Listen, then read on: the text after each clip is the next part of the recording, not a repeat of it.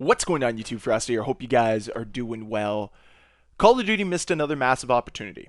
Another opportunity to connect with its community, another opportunity to create something special for its community. The Lara Croft Tomb Raider bundle was released over the weekend, to very little fanfare. Yes, there were probably people excited about it. Yes, people probably flocked to purchase this thing. But it could have been bigger, and honestly, should have been bigger. When you have a crossover of a franchise like the Tomb Raider franchise, a franchise that has been around in video games for a very long time, has been in movies, you'd have to think that this should be something special for the Call of Duty franchise. But instead of it being special, it's just treated as any old bundle for Call of Duty. A bundle that contains some blueprints and operator skin, and that's about it. Nothing special. There's nothing unique about this skin other than the character that it's based on. And honestly, this is a pretty poor character model when you compare it to the Lara Croft Tomb Raider games that we just had a few years ago. This is pitiful. But all that aside, this was an opportunity for Call of Duty to take a franchise that is recognizable, pair it with the Call of Duty franchise that is equally recognizable, if not more, and create something special. An event surrounding the Tomb Raider franchise. An event that would bring the community together, get people invested into Call of Duty before Modern Warfare 3 comes out. We're in early September right now. People don't care about Call of Duty. An event centered around Tomb Raider might get some people invested into your game, might get some people to go play your game. Community-driven rewards, I'm on board. A Tomb Raider style map in Call of Duty, that sounds like a perfect match. And then add on a Tomb Raider mode that is specific to the games, where you're allowed akimbo pistols, a bow and arrow, and a pickaxe, and that's all your players equipped with. It's a free-for-all game mode, and in that game mode you can earn unique rewards that go towards whatever you want in the game. I don't really care at this point in time. That's up to Call of Duty to decide.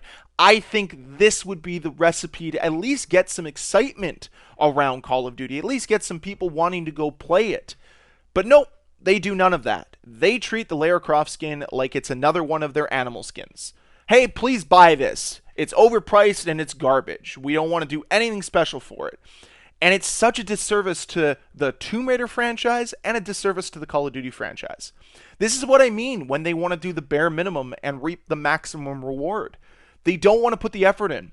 But that little bit more effort could actually increase their revenue. And they don't see it that way. They see it as increased effort means, we actually have to try. And you know those lazy people in your life, the people that could accomplish great things and don't because they're lazy. That's what Call of Duty is now. They're just plain, flat out lazy.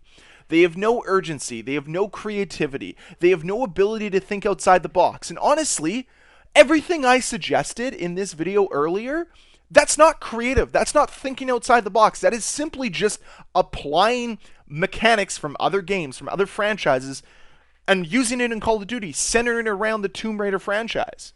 It wouldn't be that difficult. It's not over the top.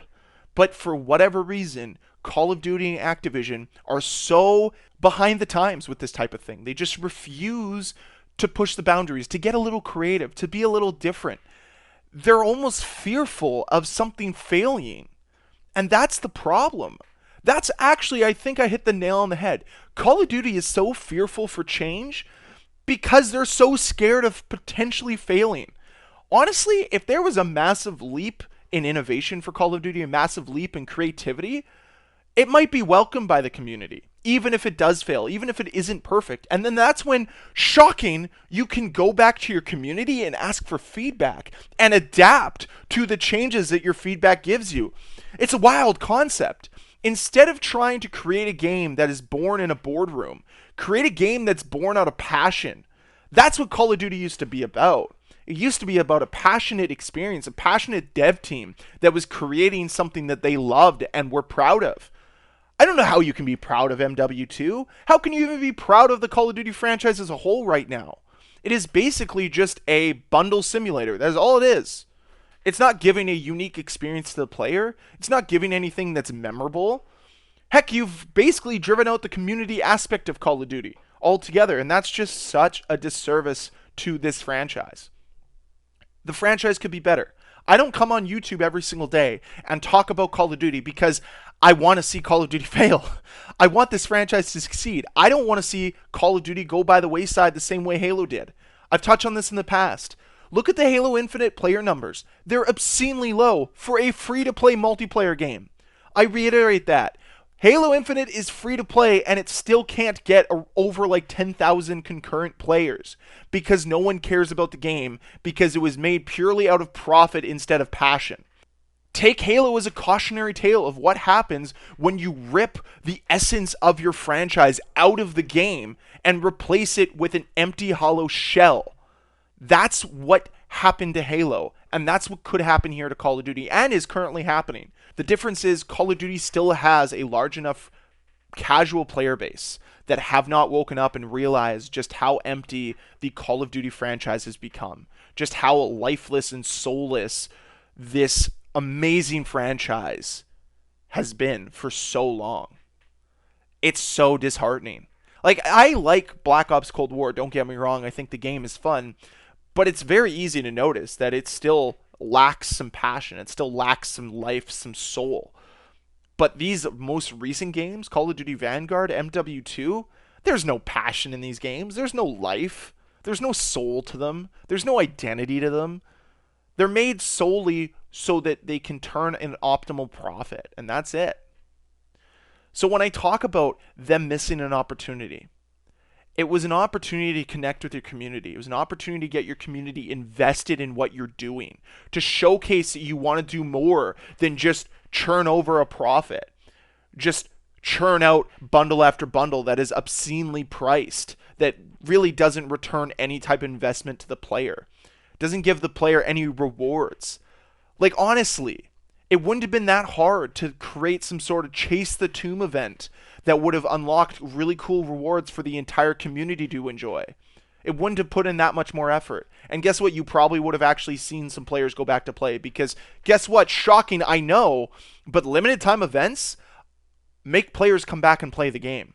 That's a shocking situation, I know, and I'm sure a lot of you don't believe me, but that's the truth.